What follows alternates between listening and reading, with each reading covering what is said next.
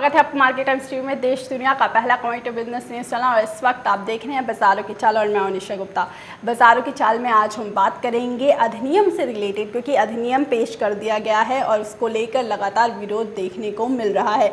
उसके साथ ही आपको बता दें, प्याज की कीमतों में भी काफ़ी अच्छा उछाल देखने को मिला था, लेकिन उसके बाद प्याज के एक्सपोर्ट को बैन लगाने की वजह से विपक्ष को एक और मौका मिल गया है मोदी सरकार पर उंगली उठाने का। हालांकि अधिनियम के बावजूद यहाँ पर किसान लगातार विरोध कर रहे हैं और अधिनियम से लगातार विपक्ष मोदी सरकार पर हल्ला बोल रही है और उसके साथ ही एक्सपोर्ट बैन करने की वजह से प्याज पर यहाँ पर मोदी सरकार पर दोहरी मार पड़ती हुई नजर आ रही है, जहाँ पर फिर से एक बार हल्ला बोल दिया है विपक्ष ने। और इसके लिए शरद पवार ने कल ट्वीट भी करके बताया कि अधिनियम के बारे में और उसके साथ ही इस एक्सपोर्ट के बारे में, यहाँ पर एक्सपोर्ट जो प्याज का रोका गया है उसके लिए केंद्र सरकार को दोबारा से सोचना चाहिए।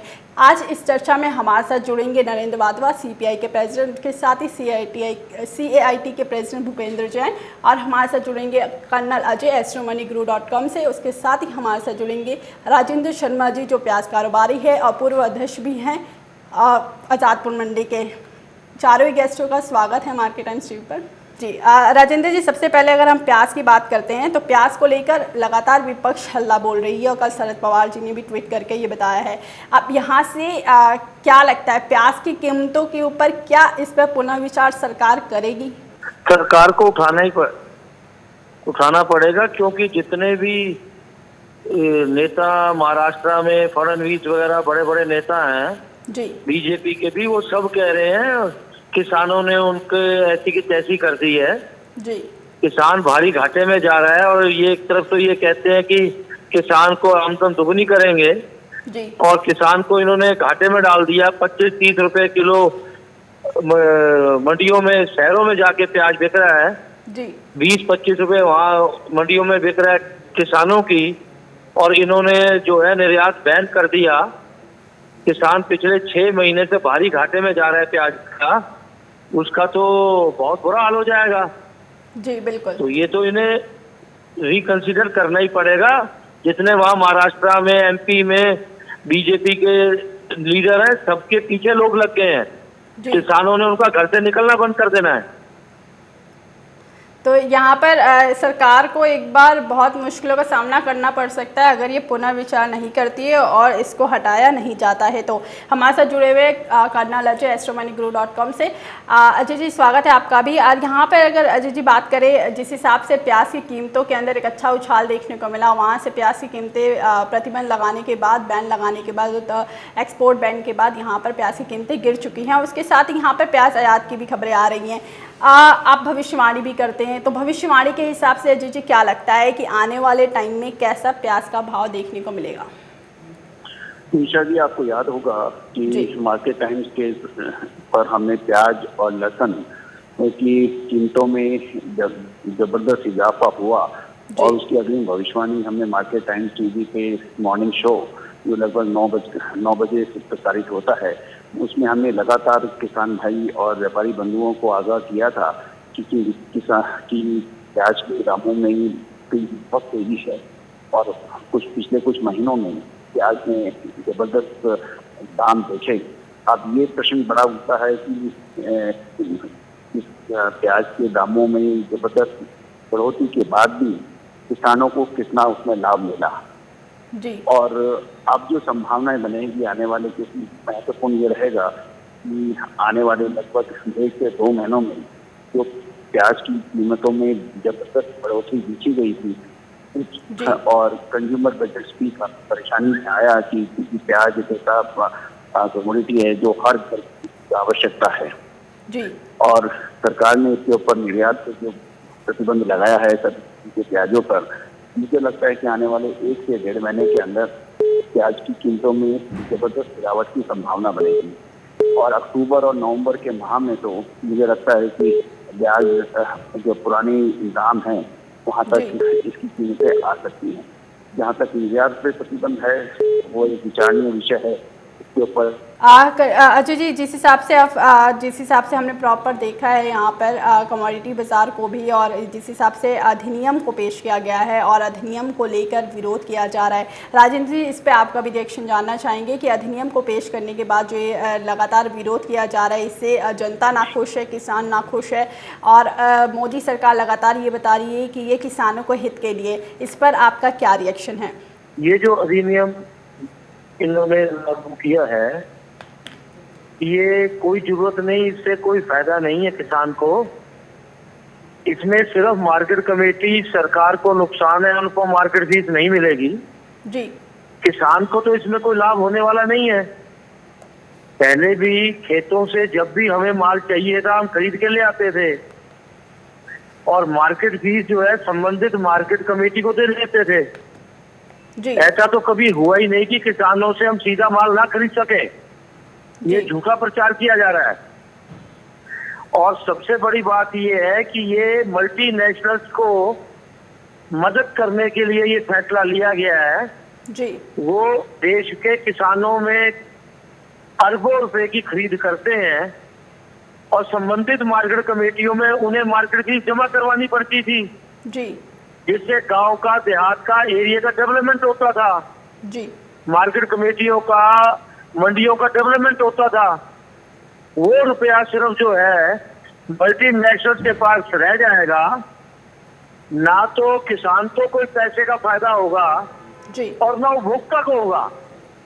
ये झूठा प्रचार किया जा रहा है। कोई समझाए तो सही कि किस तरीके से किसान को रुपया फालतू मिलेगा। जी। मंडियों में अगर आके किसान माल बेचता है तो एक एक बोली पे 25-25, 20-20, 50-50 आदमी बोली देते हैं। हाईएस्ट प्राइस में माल बिकता है जी। और खेतों में जाके किसान से इक्का दुक्का आदमी माल खरीदेगा, वो बाजार भाव भी नहीं मिल सकता। सर छोटू राम ने इन्हीं चीजों को देखते हुए सन 1939 में ये मार्केटिंग एक्ट लागू करवाया था जी। और तब से किसान बचे हैं। किसानों को उनकी उपज का मूल्य मिलता है, कम से कम चाहे कम हो, पर कम में भी जो मंडियों में हाईएस्ट प्राइस पॉसिबल है वो मिलता है जी। पर अगर किसान खेतों में माल बेचने लगा तो उसका माल तो कम दाम में बिकेगा। मंडियों में ही माल आएंगे, मंडियों में ही बिकेंगे। इसके पीछे सिर्फ एक उद्देश्य है जो मुझे समझ आता है, वो है जो बड़े बड़े खरीदार किसानों से माल खरीदते थे जी। और मंडियों को मार्केट फीस देते थे, जिससे गांव का, सड़कों का, मंडियों का विकास होता था और मंडियां खुलती थी, वो बंद हो जाएगा जी। उन लोगों को वो रुपया बचेगा जो मार्केट फीस का वो देते थे और वो करोड़ों अरबों रुपए उनके मुनाफे में शामिल होंगे। मार्केट कमेटियां, बोर्ड और सरकार को तो नुकसान होगा, पब्लिक को नुकसान होगा, क्योंकि डेवलपमेंट में ये रुपया नहीं लग पाएगा। जी, आप जिस हिसाब से बता रहे हैं कि यहाँ पर नुकसान ही होगा, मुनाफा नहीं मिलेगा, फ़ायदा नहीं मिलेगा, तो राजेंद्र जी यहाँ पे जिस हिसाब से विरोध किया जा रहा है, तो आपको नहीं लगता है कि इस विरोध को थोड़ा सा रोक के यहाँ पर किसानों को थोड़ा सा समझाने की ज़रूरत है कि एक बार करके तो देखिए, क्या पता जिस हिसाब से आप बता रहे हैं कि खेतों में मूल्य अच्छा नहीं मिलेगा, मंडियों में अच्छा मूल्य मिलता है, तो ये भी तो हो सकता है खेतों में अच्छा मूल्य मिले और बाहर अगर दूसरे राज्य में, क्योंकि ये एक राज्य के लिए नहीं है, ये दूसरे राज्य में भी जाके यहाँ पे बिकवाली कर सकते हैं अपनी फसलों की, तो वहाँ पे तो उनको मुनाफा मिल सकता है अगर दूसरे राज्यों तक पहुँचते हैं किसान। आज तक भी किसान महाराष्ट्र से, कर्नाटका से, आंध्रा से, गुजरात से, राजस्थान में दिल्ली लाके अपना सामान बेचते हैं, मद्रास से लाके बेचते हैं, तमिलनाडु से। तो वो ये कहना कि दूसरे राज्य में बेच सकेंगे, भाई वो रुकावट कहाँ थी? वो तो सब बेचते हैं और आज से क्या बेचते हैं, सैकड़ों साल से बेचते हैं। जहां जिसका किसान का दिल करे, व्यापारी का दिल करे, वहां अपना सामान बेचता है जी। कौन सी रुकावट है उसमें? कौन सा कानून है? ये क्यों लोगों को गुमराह कर रहे हैं? और किसानों को तो पता है, जो एग्रीकल्चर प्रोड्यूस में डील करते हैं, सबको पता है कि अपना जिन्स कहीं पर भी ये लोग बेच सकते हैं। तो ये कौन सी बात हुई है? नहीं जी। जो दिल्ली में प्याज आ रहा है, दिल्ली में फल आ रहा है, सब्जी आ रही है और दूसरे एग्रीकल्चर प्रोड्यूस आ रहे हैं, उनमें कौन सी रुकावट है, कौन रोक रहा है, कौन सा अधिनियम है, कौन सा कानून है? हमें तो आज तक किसी ने रोका नहीं, हमारे किसानों को किसी ने रोका नहीं। आज ये कहना कि दूसरे राज्यों में बेच सकेंगे, अरे वो पहले से ही बेचते हैं, कौन रोक रहा है उन्हें? और जिस राज्य में जो सामान होता है उस राज्य में तो उसकी खपत हो ही नहीं सकती, तो दूसरे राज्यों में तो जाके बिकेगा। जी, जहां पर जो सामान होता है वो दूसरे राज्यों में जाता है जहां वो पैदा नहीं होता। जैसे हिमाचल में, जम्मू कश्मीर में सेब पैदा होता है, जी, कन्याकुमारी को जाके बिकता है, कौन रोक रहा है उस किसान को, कौन रोक रहा है उस व्यापारी को? जी, इसी तरह साउथ में नींबू पैदा होता है, नारियल पानी पैदा होता है, आम पैदा होता है, जी, हिमाचल तक, जम्मू कश्मीर तक आके बिकता है, कौन रोक रहा है? सारे देश में सब चीजें कहीं भी जाके बिकती हैं। जहाँ किसान को, व्यापारी को लगता है मुझे 2 पैसे ज्यादा मिलेंगे, वो वहां जाके बेचता है। जी। आज तक तो किसी सरकार ने रोका नहीं, अरे अंग्रेजों ने नहीं रोका, तो ये कौन सी नई बात हो गई?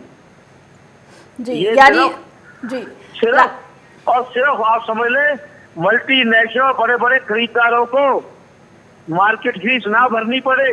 जी, मैंने अपने टाइम में रिलायंस को नोटिस दे दिया था कि आपकी जो मार्केट फीस है आपके स्टोरों की आप जमा कराएं, और उन्होंने कराई। जी, तो ये जो रुपया मार्केट फीस का है, ये इनको खेतों से लेंगे, मार्केट एरिया खत्म कर दिया तो वहां पर उनको मार्केट फीस नहीं देनी पड़ेगी और मंडियों से ये लोग खरीदेंगे नहीं, मंडियों का कंपटीशन कम हो जाएगा और वहां पर इन्हें मुनाफे होंगे। जी। तो राजेंद्र जी, ये माने कि आप इस अधिनियम से खुश नहीं हैं और उसके साथ ही आपको ऐसा लगता है कि ये अधिनियम नहीं होना चाहिए। उसके साथ ही आपने जैसे बताया कि एक्सपोर्ट पर दोबारा एक बार सोचने का ज़रूरत है, सरकार को सोचने की बहुत ज़रूरत है। उसके साथ ही हमारे साथ जुड़े हुए कर्नल अजय जी। अजय जी, आपको क्या लगता है कि जिस हिसाब से एक्सपोर्ट बैन किया गया है, तो क्या सरकार को पुनः विचार करने की ज़रूरत है? यहाँ पर एक्सपोर्ट दोबारा से शुरुआत करनी चाहिए, क्योंकि सरकार एक्सपोर्ट भी रोक रही है और आयात भी कर रही है और सरकार लगातार बोलती आ रही है कि किसानों की अच्छी फसल का रेट देंगे और अच्छा आय दुगनी होगी। तो इस पर आपको क्या लगता है कि एक्सपोर्ट को दोबारा से शुरुआत की जानी चाहिए? देखिए, सरकार ने गलत फैसला लिया है, ये बिल्कुल स्पष्ट है जी। तो उन्हें इतने कम रेट पे ये बैन नहीं करना चाहिए था, इन्हें ये खोल देना चाहिए, अन्यथा किसान भारी घाटे में आ जाएंगे जी। और आपको नई खबर बता दूं कि महाराष्ट्र में किसानों ने ये कहा है कि मंडियों में प्याज ही नहीं ले जाएंगे जी। तो अपने आप तेजी बन जाएगी। जो कल बाजार गिरे थे वो बाजार आज उठ गए हैं प्याज के जी, क्योंकि किसान वहां पर मंडियों में प्याज कम लाया है। अच्छा जी, आपको क्या लगता है कि रेट कैसे, जिस हिसाब से एक्सपोर्ट बैन को लेकर खबरें आ रही हैं और उसके साथ दोबारा से विपक्ष हल्ला बोल रही है, तो क्या पुनर्विचार करने की यहाँ पर ज़रूरत है सरकार को एक्सपोर्ट बैन के ऊपर? देखिए, जहाँ तक प्याज की दाम का सवाल है, जैसे हमने आपको पहले भी बताया था कि प्याज के दामों में तेजी है और तेजी दिखाई भी दी जी। और जबरदस्त तेजी दिखाई दी थी। अब ये विचारने विषय है कि उसमें इसको लाभ किसान को कितना हुआ, की जेब में कितना गया, और एक ये पहचानने विषय है। लेकिन मैं ये कह सकता हूँ आने वाले लगभग 1 महीने में प्याज के दामों में कमी आएगी। और यहाँ तक निर्यात का सवाल है, निर्यात तो उपलब्ध जो प्रोडक्शन है प्याज का और उसके दामों पर नियंत्रण और जरूरत पड़ती है तो किसानों के हितों का तो ध्यान रखना निहायत ही जरूरी है, क्योंकि अभी किसान को नहीं पैसा मिला। अभी पिछले साल देखें तो किसान को प्याजों में बड़ा नुकसान हुआ था। अभी 2019 के भाव देखें तो प्याज तो इतनी कम कीमत पे बिके थे कि राजस्थान के कुछ इलाकों में तो प्याज बिल्कुल लोगों ने मंडी तक ले जाना उसका भाड़ा भी नहीं निकला था। तो किसान को तो लाभ मिलना जरूरी है। अब उसको कितना लाभ मिलना चाहिए, कैसा होना चाहिए और मूल्यों के ऊपर भी फर्क है। लेकिन ये मैं कह सकता हूँ आने वाले 1 से 1.25 महीने में और दिवाली के आसपास प्याज के न्यूनतम भाव होंगे, ये मैं कह सकता हूँ। और किसान और सरकार को दोनों को मिल बैठकर और व्यापारियों को मिल बैठकर इसका कोई समाधान निकालना उचित होगा, क्योंकि एक तरफा निर्णय किसी भी पक्ष के लिए उचित नहीं है।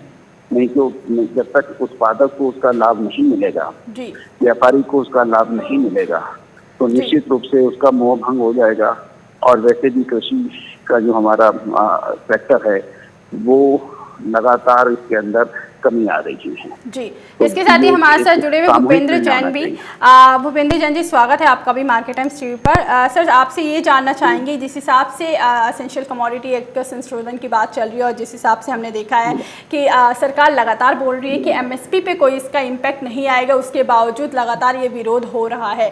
अब इस पर आपकी क्या राय है, आपका फर्स्ट रिएक्शन क्या है, क्योंकि बिल को मंजूरी मिल चुकी है, संशोधन बिल को, और आपके फर्स्ट रिएक्शन क्या रहेगा इस पे, क्योंकि सरकार जब एमएसपी के तहत देने की बात करी उसके बावजूद किसान विरोध क्यों कर रहे हैं? मेरा इसमें ये कहना है कि किसान का और राज्य सरकारों का ये मामला है जी। केंद्र सरकार ने कानून बनाते समय ये छोड़ दिया है कि राज्य सरकारें चाहें तो उसे लागू करें और चाहें तो लागू नहीं करें। तो इसलिए राज्य सरकारों को भी जीएसटी की तरह लागू करना चाहिए इसका, तो लाभ मिलेगा इसका जी।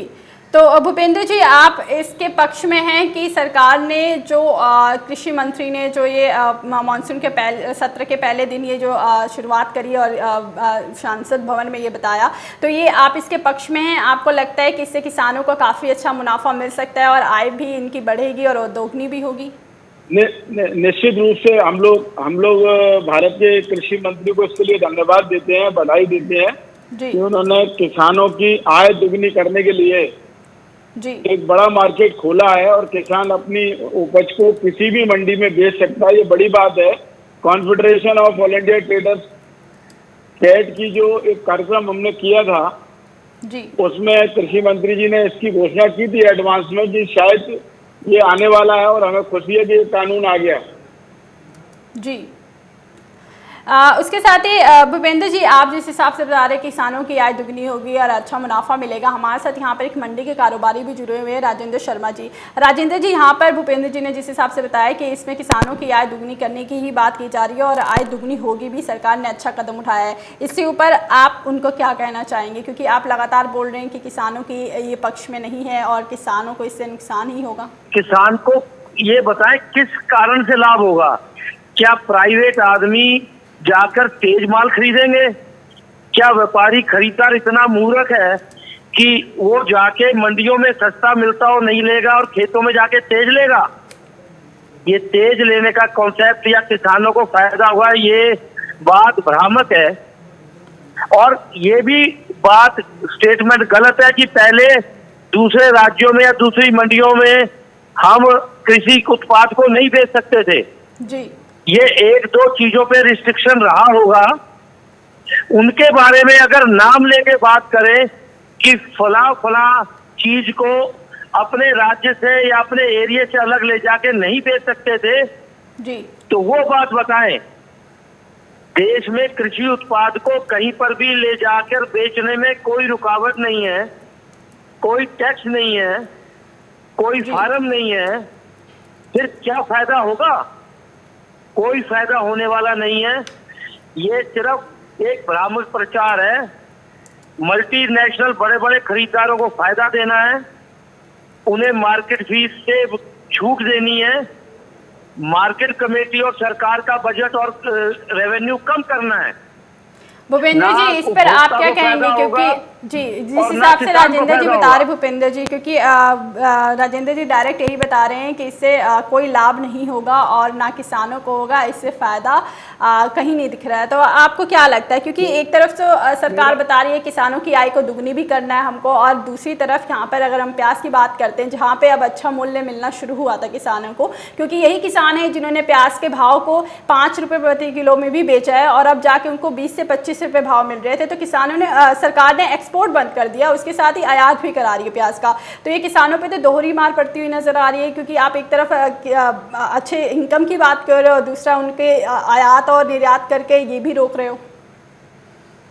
मेरा इसमें ये कहना है जी कि बहुत सारी उपज ऐसी होती है जब किसान के पास सीमित अवसर होते हैं तो वो मंडी में जाकर अपनी उपज को देता है, और चूंकि हम व्यापारिक प्रतिनिधित्व करते हैं, हम उन व्यापारियों की तरफ से भी बात कर रहे हैं जी कि वो उपज को खरीदते हैं, अपनी रेट लगाते हैं, किसान को पैसे की जरूरत होती है और वो कहीं ना कहीं हैरेसमेंट का शिकार हो जाता है जी। लेकिन इस कानून के बाद या ये केंद्र सरकार ने जो सुविधा प्रदान की है, आज इंटरनेट के माध्यम से, आईटी के माध्यम से, जैसे हमने मंडी टाइम्स के माध्यम से कई चीज हमने देखी है कि अगर उसके पास कोई उपज है जी और उसे मध्य प्रदेश की जगह अगर राजस्थान में या महाराष्ट्र में अच्छे पैसे मिल रहे हैं जी तो वो अपना सौदा महाराष्ट्र में कर सकता है, बाहर कर सकता है, अपनी उपज को बाहर बेच सकता है। ये सुविधा मिली है, मैं समझता हूँ ये लाभदायक है, और जो भविष्य अब आगे आएगा उसमें इससे किसानों को लाभ मिलेगा। जी। यहाँ पर दो लोग हैं हमारे साथ जिनका एक कहना है कि यहाँ पर किसानों को ज़्यादा लाभ मिलेगा, बाहर लेके फसल लेके जाएंगे वहाँ पे ज़्यादा लाभ मिल पाएगा, और यहाँ पर प्याज को लेकर जान लेते हैं।